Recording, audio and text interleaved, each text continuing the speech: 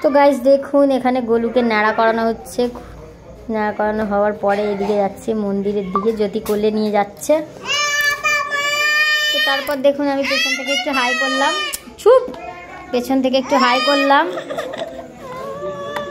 তারপর দেখুন এদিকে আমি মোমবাতি, এই তো খুলে দিয়েছি, মোমবাতি জ্বালিয়ে নিলাম, মোমবাতি জ্বালিয়ে নিচ্ছি গোলুকে কোলে নিয়ে।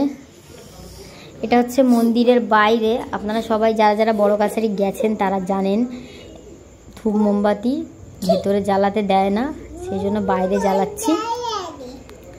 তো দেখুন এটা বাইরে জ্বালানো হচ্ছে। তারপর ধূপটা মন্দিরের দিকে আমি একটু আরতি করে নিলাম।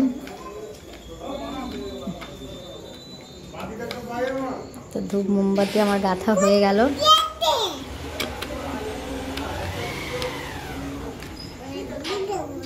তো তারপর দেখুন আপনাদের দেখানোর জন্য আমি মন্দিরের সামনেটা একটু ভিডিও করে দেখালাম। এখানে বাতাসা ভীষণ ছুটছিল, আমরা বেশিক্ষণ দাঁড়াইনি কারণ আমার গলুর ন্যাড়া মাথায় ছিল, তো গলুর মাথায় বাতাসা লাগবে বলে সেজন্য